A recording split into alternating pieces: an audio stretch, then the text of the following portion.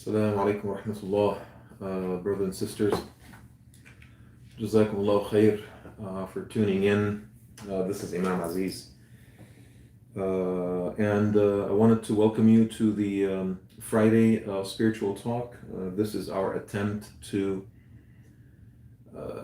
not necessarily provide an alternative for Jum'ah because there is no such thing, but primarily try to fill the void a little bit that has been generated as a result of us missing the khutbah and Salatul Jum'ah. Keep us connected with each other, keep us connected with Allah subhanahu wa ta'ala, and keep us connected with the knowledge of the deen. So may Allah subhanahu wa ta'ala reward you for tuning in. Please go ahead and share the live video if you are on social media. If you're on Facebook, go ahead and share the live video so that you're able to invite other people to join as well. There's a lot of people out there that could use a little help with a spiritual angle or the other as they are going through this difficult time. And so you can also host a watch party. This generates more and more people who would be happy to join. So inshallah do that. And we have an incredible story to tell you today, inshallah ta'ala, with the grace of Allah. So please remember me and my family in your dua. May Allah subhanahu wa ta'ala bless each and every one of you. Allahumma ameen. أعوذ بالله من الشيطان الرجيم بسم الله الرحمن الرحيم الحمد لله رب العالمين والصلاة والسلام على محمد وعلى آله وصحبه أجمعين. I begin in the name of Allah. I send His peace and blessings upon our beloved Prophet Muhammad sallallahu alaihi wasallam, and I ask Allah to extend His blessings to the Prophet's family and descendants, to his companions and followers, and the men and women that walk in their footsteps. And I ask Allah subhanahu wa ta'ala that would include each and every one of us. Allahumma ameen. Brothers and sisters, the ummah, the community, any human organization, any civilization in general needs the tremendous guidance of leadership, right? We need leaders. We need leaders that have a vision, leaders that will be able to chart a path for us, leaders that will get us out of difficult situations, leaders that will basically deliver their people. And it is extremely important to realize that while we need leaders to basically steer the ship, we also need people who are less known, who will be able to serve as the engines in the motors and the gears in the motors and the engines that will basically move that ship. So for example, if we talk about leadership, you will realize that Musa alayhi salam was such a visionary leader for his people. I mean, look at his journey, look at his story, absolutely incredible, and managed to basically deliver the Hebrews in the end. Dhul Qarnayn was such a visionary leader as well. Muhammad sallallahu alayhi wasallam was a visionary leader alayhi salatu wassalam. Look at how he changed history. He basically changed the course of civilization as we know it. The Prophet ﷺ was followed by great men and women and leaders that basically served similar roles in their respective capacities. Abu Bakr as-Siddiq, Umar ibn al-Khattab, Ali ibn Abi Talib, Umar ibn Abdul Aziz, Harun al-Rashid, Salah al-Din al-Ayyubi, Nizam al-Mulk, Sayf al-Din Qutuz, Muhammad al-Fatih, right? All these leaders played a tremendous role in guiding their people and overcoming monumental challenges and threats and dangers, right? It is true that the Hebrews needed the leadership of Musa alayhi salam to serve them in the difficult times, but they also needed the sincerity of people like Al-Khidr alayhi salam, those less known legends in their communities that saved those civilizations. It is true, as I said earlier, that leaders may steer the vehicle, but it is also true that there is a countless number of people that serve as the gears in the engine of that vehicle.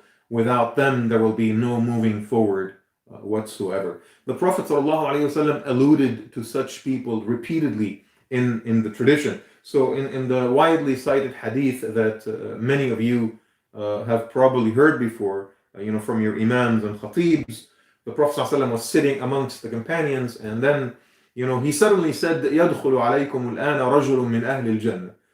In just a few moments, a man from the people of Jannah will walk through the doors, right? And they wait and they keep their eyes fixated on the door. And then a very simple man, they don't even know his name. And, the water of wudu is basically dripping from his beard. Not a single person in the room, knew who that man was, right? Completely obscure person to them. Abdullah ibn Umar ibn al-Khattab had to actually go and spend a few days at his house in order to understand what is the reason that set him apart from all the companions. Why was he so amazing and noble in the sight of the Messenger sallallahu alaihi wasallam? In the other hadith, Rasulullah alayhi salatu wasalam says that رب عبد أشعث أغبر لو أقسم على الله لأبره. That there could be out there a worshiper of God that is not very tidy, that is not very neat, doesn't look extremely sophisticated, but that person is so close to Allah subhanahu wa ta'ala that if he or she took an oath, Allah subhanahu wa ta'ala will fulfill their oath on their behalf, right? See, the thing is, brothers and sisters, don't mind me. Your imams, your leaders, everyone that holds the microphone and stands, sits behind the screen, we automatically assume that they are the ones that do everything, right? They guide us, they lead us, they deliver us, right? Only Allah subhanahu wa ta'ala knows who does the real work. And you need to know that, right? Only Allah subhanahu wa ta'ala knows who's sincere. Yes, we need our leaders, and I appreciate that, people may think of imams like me or people like me to be their leaders. I ask Allah subhanahu wa ta'ala to make us worthy and deserving of these assumptions. Allahumma ameen. Only the Lord subhanahu wa ta'ala knows how fallible we are and how flawed we are, right? And you need to understand that too. But it is also Allah subhanahu wa ta'ala that knows who does the real work with sincerity. The simple people that are unknown, that make all this happen, right? And it is through those people, so through their contribution, their volunteer work, their dua, their sincerity, their nearness to Allah subhanahu wa ta'ala, that inshallah our community and our ummah will be delivered this time around as well from the difficulties that we are going through, right? My talk today is about telling you the story of one such man. A man that falls in that category, not the category of great, well-known leaders of impacted history. In fact, my teacher used to say, history books are made so that they can highlight the legacies of those well-known men, extended biographies that have recorded every single component of their lives, right? But is it really true that only such men impact civilization? I dare to say it is the ones whose names are not mentioned are the ones that truly make all the difference. And that's what I wanted to talk to you about today. One such man is the story of my spiritual talk, inshallah, today.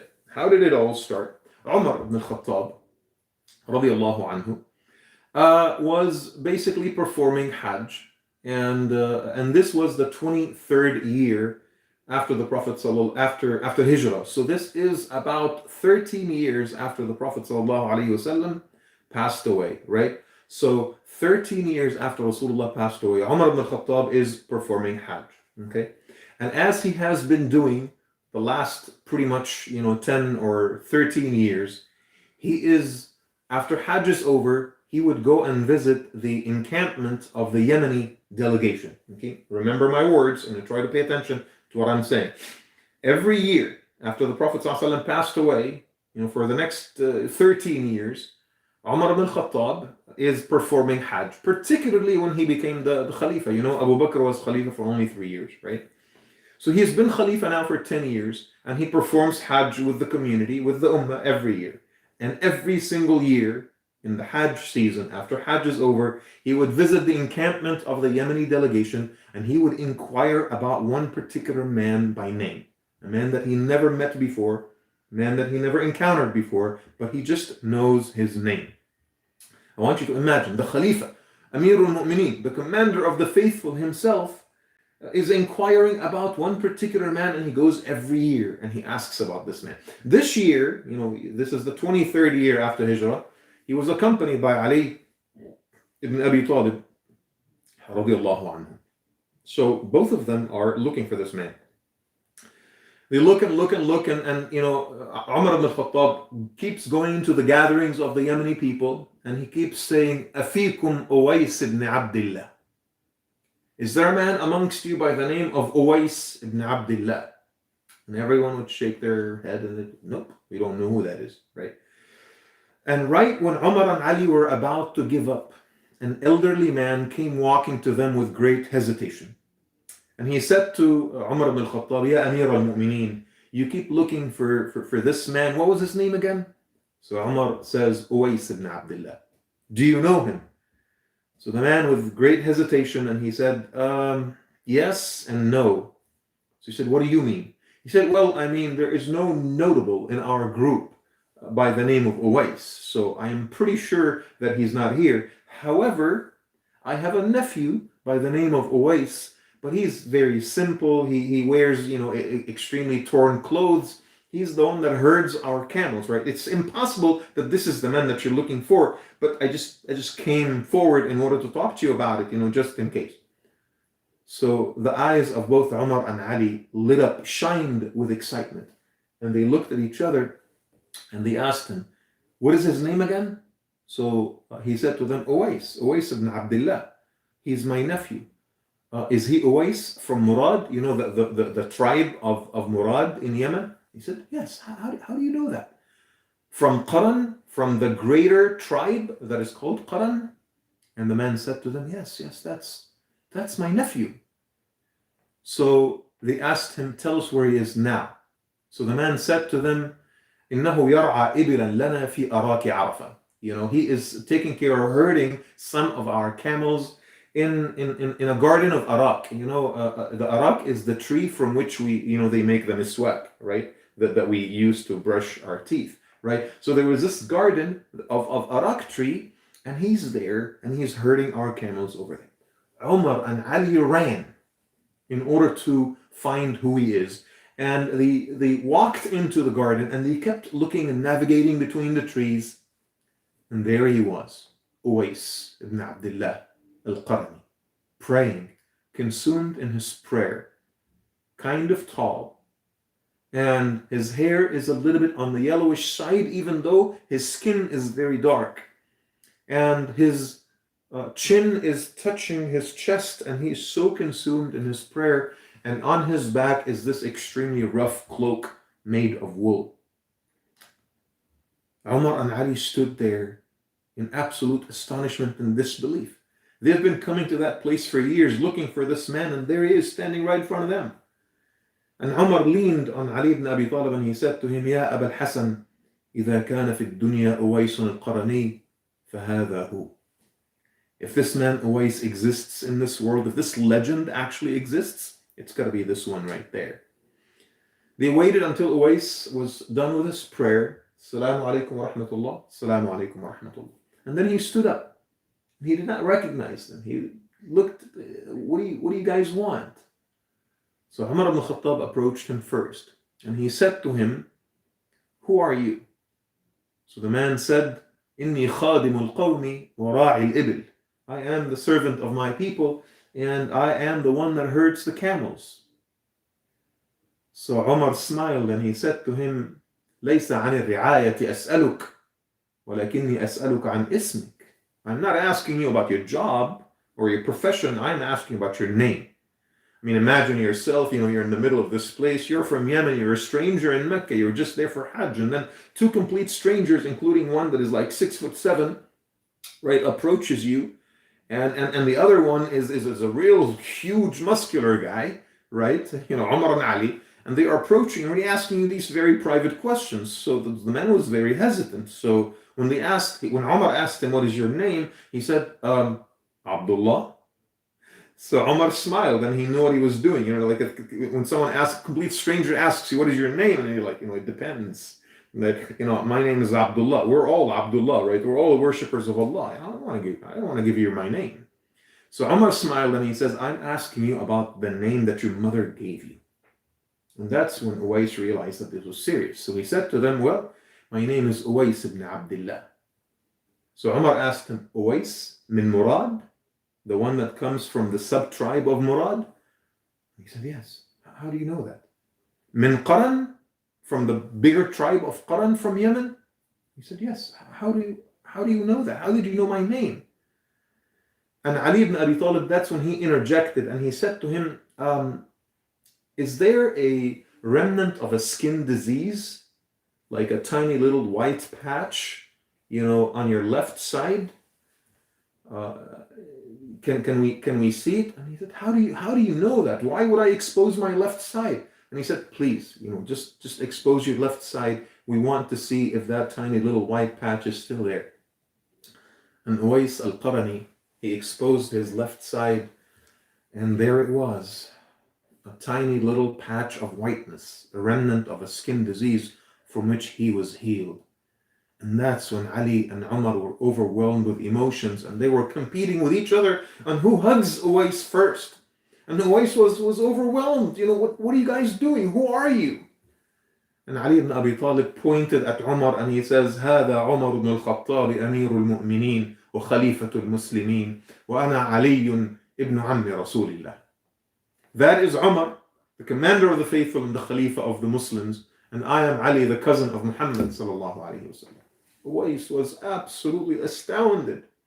خليفة المسلمين وابن عم رسول الله, the commander of the faithful, the Khalifa, and the Prophet's cousin. جزاكم الله عن هذه الأمة خيرا. May Allah reward you on behalf of this ummah for everything that you have done. Of course, he heard of the legends of Umar ibn al-Khattab and Ali ibn Abi Talib. He heard of them. Of course he did. So he prayed for them. May Allah reward you for everything that you've done for this ummah. And that's when Umar looked him in the eyes and he says, بل جزاك الله خيرا عنا. May Allah reward you on our behalf. يا أويس ادع لنا استغفر لنا. Pray for us. Ask Allah to forgive us. Pray for our forgiveness. What is happening here? If you are hearing the story of Uwais al-Qarani for the first time, I can understand your astonishment. Umar and Ali, some of the greatest companions of the Prophet ﷺ, going to a complete stranger, asking him to pray for them. Imagine that. But if you've heard the story before, you know exactly the maqam, the status of Uwais as foretold by the Prophet ﷺ. What compelled Ali and Umar, the great companions, to come and seek the dua, to seek the prayers of this simple man who was wearing a very rugged wool cloak in the middle of Hajj that they've never met before, that comes from a delegation from Yemen? And the story goes back years and years and years earlier. I'll take you on this flashback. In this ahadith, in fact, multiple ahadith narrated by Imam Muslim and narrated by the Musnad of Imam Ahmad, by companions such as Abu Hurairah and Umar and Usayr ibn Jabir and others, where the Prophet ﷺ was sitting amongst his companions. He started describing, a very particular class of people. إن الله يحب من عباده الأتقياء الأنقياء الأصفياء. From amongst the worshippers of God, Allah loves the most the truly righteous, the truly God-conscious, the truly sincere of heart, the truly pure of intention. الأتقياء الأصفياء الأنقياء. المشعثة رؤوسهم المغبرة وجوههم المخمصة بطونهم.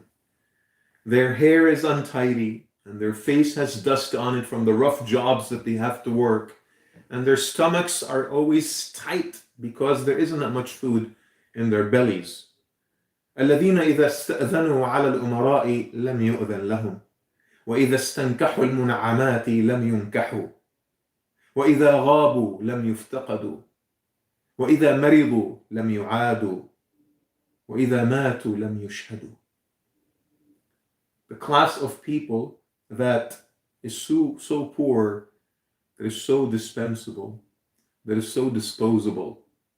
The simple people in society that don't have any name, that don't have any legacy behind them, that if they request to come into the entrance of the wealthy and the powerful, they are rejected. And when they propose to seek the hands of the women of class in marriage, their proposals are rejected. And when they are not around, when they are absent, they are not missed. And when they are sick, they are not visited. And when they die, no one walks in their funerals. Ya Allah. So the Sahaba were very, very surprised to hear that. And they said to the Prophet sallallahu alaihi wasallam, Ya Rasulullah, وَأَنَّا لَنَا بِرَجُلٍ مِثْلَ هَذَا. How could we find someone like this? Remember, this was like 15 or 20 years before the story of Umar and Ali finding Uwais. This was the Prophet ﷺ foretelling the coming of this man. He never met him himself. So the Prophet ﷺ responded to the question of the Sahaba, and he said to him, فَذَاكَ أُوَيْسٌ بْنُ عَبْدِ اللَّهِ مِنْ مُرَادٍ مِنْ قَرْنٍ. The man that I mean by my words is Uwais ibn Abdullah from the sub-tribe of Murad, from the tribe of Qarn in Yemen. And then he went on to describe him after the companions asked, Wama Uwais. Notice the language. They did not say, Waman Uwais, who is Uwais? They said, what is Uwais? What is that? What is that legend? Right? Wama Uwais. The Prophet ﷺ started describing him, alayhi salatu wassalam. Ashhalun dhul suhuba. He's very skinny, and there is yellowishness in his hair. Aridun bayna al-mankabayn. His shoulders are broad. Mu'tadilul qama. He always stands straight. Adimun shadidul adima. His skin is very, very dark. Daribun bidaqnihi fi sadri. Out of humility, his chin is always touching his chest.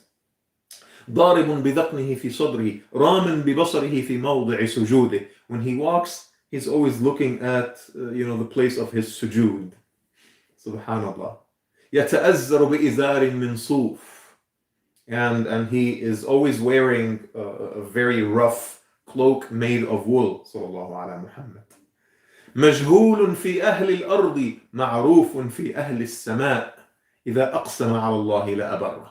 Unknown amongst the people of this earth, but known amongst those who dwell the heavens. If he takes an oath, only Allah will fulfill his oath. Subhanahu wa ta'ala. كان به برص فبرئ منه ففيه لمعة تحت إبطه الأيسر. He had a skin disease and he basically healed from it. He was cured from it, except a tiny little shiny white spot, on his left side. وَلَهُ أُمٌّ فَهُوَ بِهَا بَرٌّ. And he has a mother, and he is honorable and righteous to his mother. He honors her. فَإِذَا كَانَ يَوْمُ الْقِيَامَةِ. When it's the day of judgment. وَدَخَلَ أَهْلُ الْجَنَّةِ الْجَنَّةِ. And the people of Jannah entered Jannah. قِيلَ لِأُوَيْسِ قُمْ فَاشْفَعْ فَيُشَفِّعُهُ اللَّهُ عَزَّ وَجَلَّ فِي عَدَدِ رَبِيعَةَ وَمُضَرٍ. When all the people of Jannah enter Jannah, Allah subhanahu wa ta'ala will say to Uwais, stand up and intercede on behalf of whoever you want, and Allah will give him the honor of interceding on behalf of as many people as the members of the two major tribes of the Arabs, Rabi'a and Mudar. And then the Prophet said in that same meeting to Umar and Ali, Ya Umar, Ya Ali, innakuma idha laqituma fatluba an yastaghfir lakuma fayaghfiru Allahu lakuma. If and when you ever see him, ask him to pray for your forgiveness, for Allah will answer his dua and will accept. That's how it started. The Prophet ﷺ, years and years and years earlier, foretold the coming of Uwais al-Qarni. And he instructed the companions, radiallahu anhum, particularly Umar and Ali, if they ever met him, to seek his dua. A lot of people look down upon this. And, they think it's phony when people send messages to their imams, or, when you go into Umrah, pray for me. Here's my dua request, for the dua collective, make dua for my family, right? Some people think this is cheesy or phony or whatever, right? But the Prophet ﷺ taught us that we need to seek the dua of the salihin. Umar and Ali could have prayed for themselves, but the Prophet ﷺ instructed them to go and seek the dua of a righteous man that none of them ever met, Uwais al-Qarni. Why? Because he's one of those gears in the engine, brothers and sisters.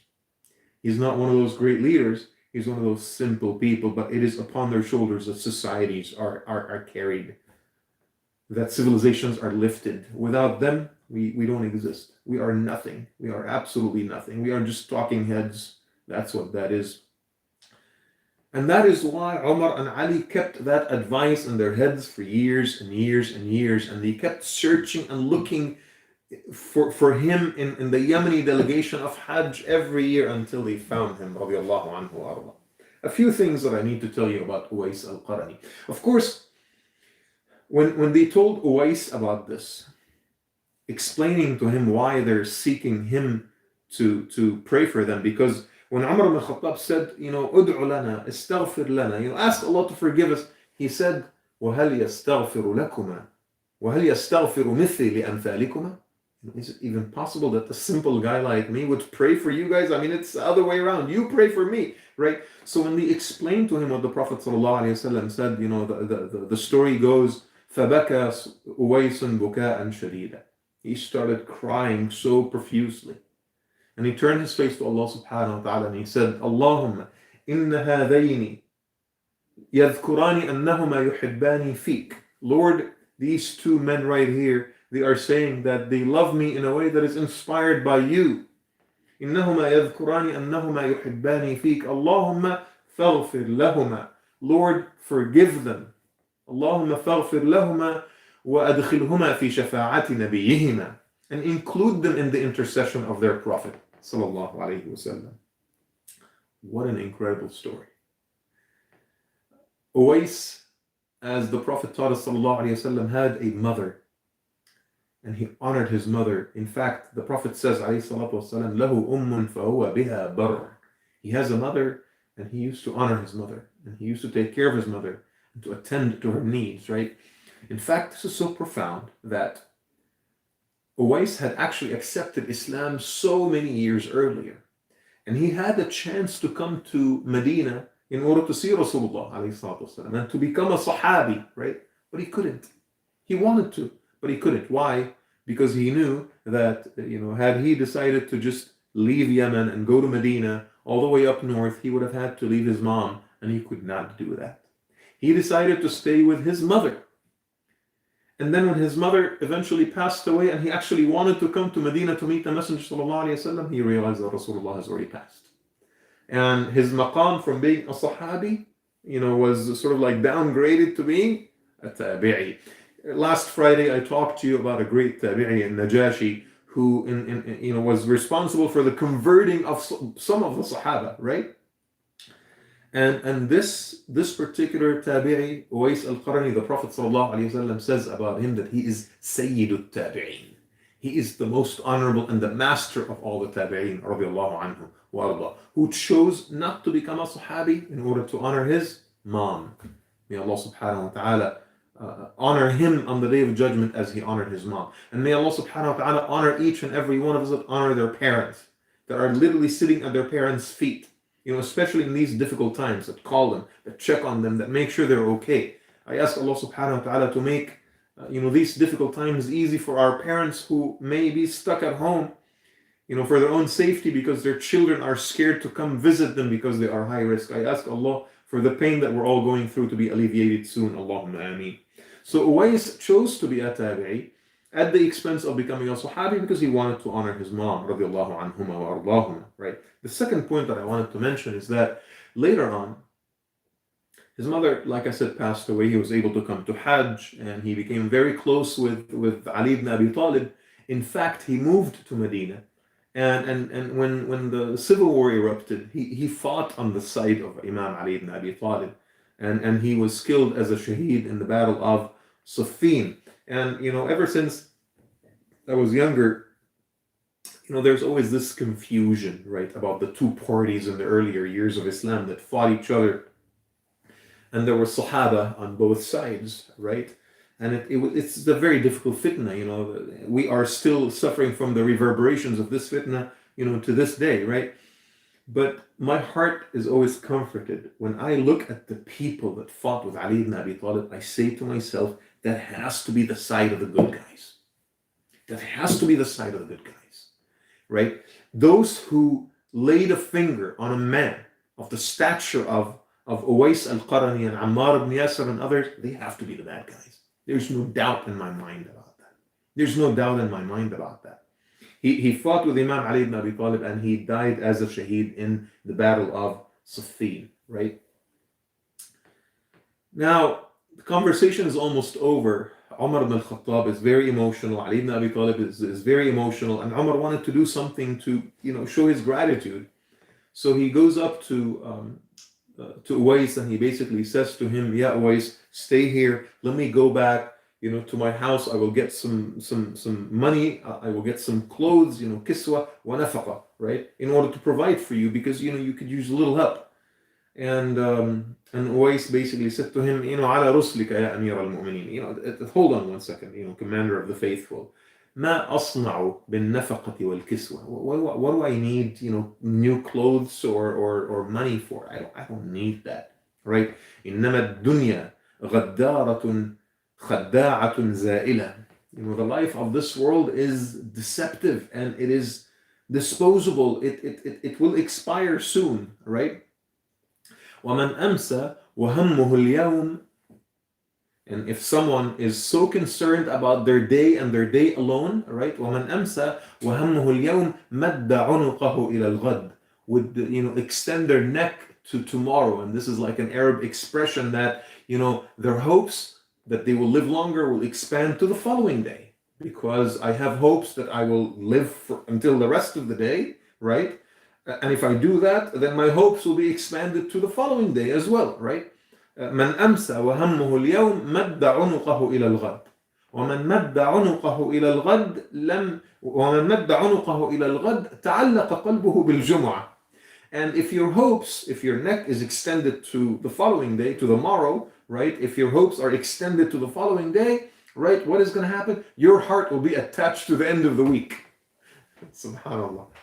If all you care about is, the day, and not all you care about, but if you are safe and secure thinking that you will live until the end of the day, your amal, right, your hope is expanded until the end of the day, you will naturally take it for granted that you will live until tomorrow. And if you will live until tomorrow, you will naturally think that you will live until the rest of the week, right? تعلق قلبه بالجمعة ومن تعلق قلبه بالجمعة لم ييأس من الشهر. You don't despair of the month. Now you think that you're going to live until the rest of the month. وَيُوشِكُ أَنْ يَطْلُبَ السَّنَةِ. And you are about to think that you will live for a year. See the response of Uwais? See why people like that make all the difference in their societies and their communities, brothers and sisters? Because they keep us all grounded. Because they remind us of the realities, right? And so he concluded and he said to him, ومن رفض الدنيا تعلق قلبه بمعية الجبار وجرت تحت منزله الثمار.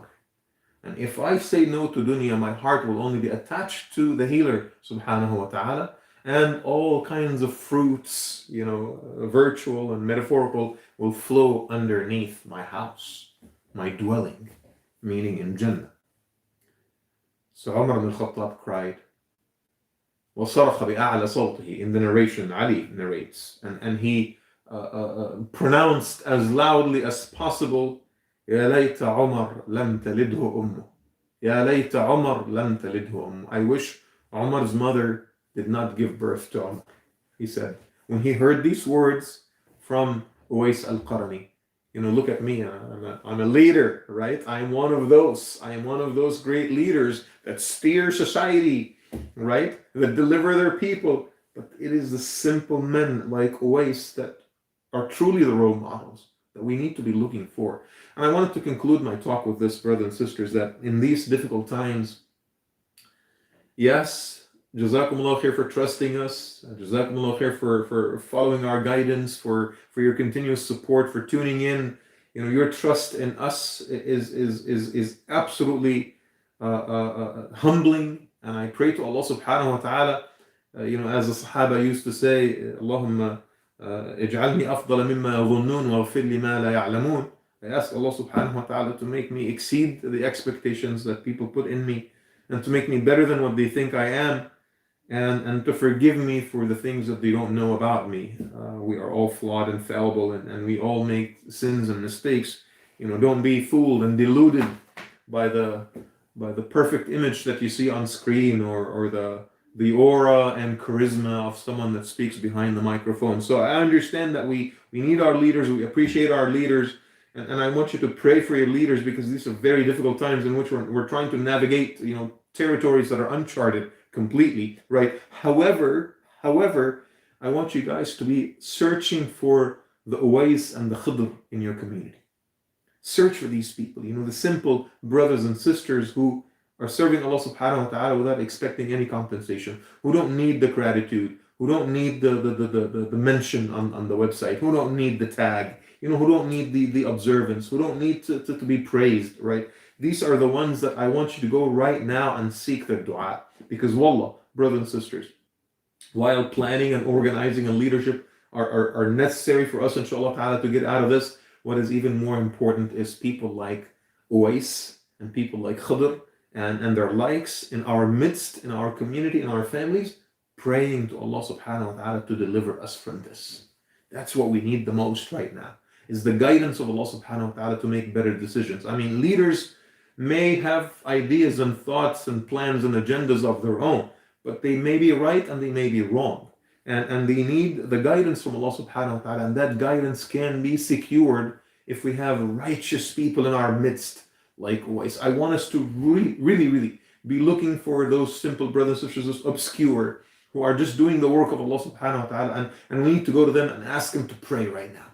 Ask Him to pray for us. Ask Him to make dua that we will all, inshallah, be delivered from these difficult times. Allahumma ameen. I ask Allah subhanahu wa ta'ala to forgive our sins and to establish us firmly on His path, to keep our families safe. And I ask Allah subhanahu wa ta'ala for this storm, this cloud of the coronavirus to be over soon and to dissipate and to disappear with minimal casualties. I ask Allah subhanahu wa ta'ala to guide us to make the best decisions for our community in these difficult times. I ask Allah subhanahu wa ta'ala to help us maintain our bonds of brotherhood and sisterhood, our connection to Allah and to each other and to our community in these tough times in which we are disconnected physically from each other. And I ask Allah subhanahu wa ta'ala to keep our hearts enlightened by the knowledge of the deen. And I ask Allah subhanahu wa ta'ala to help us overcome the callousness and the boredom. And I ask Allah subhanahu wa ta'ala to help parents stay on task and to stay strong in these difficult times. I ask Allah to be there for those who lost their jobs and those who are struggling financially in these times. I ask Allah subhanahu wa ta'ala to accept anyone that died from the coronavirus as a shaheed. And I ask Allah subhanahu wa ta'ala to give healing, cure, and full shifa to anyone that falls ill to it. And I ask Allah subhanahu wa ta'ala to protect the rest of it from this ailment and from any other ailment, physical, spiritual, and mental. Ameen, ameen, ameen, ya Rabbil Alameen. Brother and sister, Jazakumullah khair for tuning in, and please, stay with me 1 second for a couple of announcements before I let you go. TarbiyaLive is now live, and so all the projects and programs of Tarbiya are now offered online. Please visit our website live.tarbiya.org, and you will find all kinds of ways on that website to pray to Allah subhanahu wa ta'ala and connect spiritually, to serve your community. There's a lot of volunteer opportunities, and to give back to Tarbiyah and to your community. And remember, brothers and sisters, that it might be true that we are not at the masjid right now because it's closed, but make no mistake about it, there's still expenses, there's still rent, there's still utilities that we are trying to disconnect, but there's still payments that need to be made, there's still salaries that have to be paid. And I understand that these are difficult times for everyone, but if you have the financial means, please make sure that your support is consistent. Use Venmo. The link is going to be in the video. Use our website. Sponsor a prayer space. Alhamdulillah, the carpet has been dropped off, and the demo project is almost done. And the carpet is going to be installed soon. The mimbar is going to be moved from Sierra Gardens to Foothills. And inshallah, in a few days, we're going to be sharing with you amazing footage. But all this work still has to be done, and it still has to be done soon, and it's going to cost a lot. So, an appeal to you, inshallah ta'ala, to continue your support. May Allah subhanahu wa ta'ala reward you. Jazakumullah khair for the strength in these difficult times. Tonight, inshallah, TarbiyaLive, Surah Yusuf, part 3, and that is at 7:30 p.m. So please tune in, and Sunnah session with Imam Kamran at 9 p.m. inshallah. This Sunday on our wellness webinar at 5:30 p.m. We will be joined by Brother Josh Rabar, to discuss physical fitness while being stuck at home, a very important subject for all of us. Physical fitness for us and our kids. No one is going to the gym, nothing. So how can we still stay fit, inshallah, in these times? Also, this Sunday, our Sunday school program is now fully online, alhamdulillah. The students are receiving assignments from the teachers on a regular basis, and the teachers will meet with the children, inshallah, with the students on Sunday, on our video conferencing tools. So please keep an eye on your emails and the messages in order to receive information about how to get your kid in the classroom with the other students, inshallah. Story time with Hira Rizvi from Zerzabur Play, streaming live on Monday at 3 p.m. For all young children to tune in with their parents. It's a story time for the kids at 3 p.m. inshallah this coming Monday. Please join us. It's going to be beautiful. For all of our youth, our TikTok on the clock challenge competition starts tomorrow. Keep an eye out for more details to be shared inshallah tomorrow morning. Rahma Unleashed. If you or anyone is unable to leave the house and in need of supplies, please text your name and your need to Tarbiyah's number 916-800-4111, and one of our volunteers will give you a call and will deliver whatever it is, medication or grocery, whatever that you need. We will find a perfectly safe way to deliver it, inshallah, at your doorstep. Brothers and sisters, the month of Sha'ban already started. Ramadan is just a couple of weeks ahead. I'm still praying in my heart to Allah subhanahu wa ta'ala for this virus to just disappear. As it came from nowhere, for it to just disappear into nothingness, to wither into nothingness before the month of Ramadan, so we can still pray, inshallah, in our new facility.